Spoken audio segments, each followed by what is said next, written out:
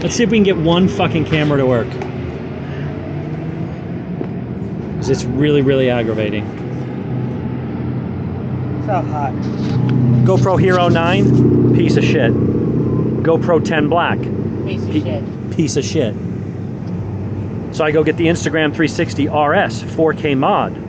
So far, piece of shit. Apparently when it's hot and honey, they call these things action cameras. But unless your action is underwater or snowboarding somewhere cold, apparently they just can't cope with heat. Unless the action is bad at your camera. Yeah, it's really annoying. I've spent well over $1,000 on 3 cameras. And memory cards and all that shit. Way too expensive for what Ducati. And yeah, doesn't matter what I buy, it just, everything's shit. Everything's cheap, made in China. Nobody cares if the product works. Just get it good enough people will buy it. As long as more people don't return them than buy them, then we made money. And we can start working on the next piece of crap. So, anyway, so far the bike is really good on track. I keep busting the rear tire loose a lot. I don't know if it's the S20s or what, but it's just, the back tire spins up easily coming out of turns. So traction control working. Yeah, you feel the weight when you're hitting the turns hard and flicking it back and forth, but the big bike's doing it. So anyway, hopefully let's see if we can get some track footage now. I'm gonna get out there and see if we can get some footage, get at least one freaking session in with the camera working. Later.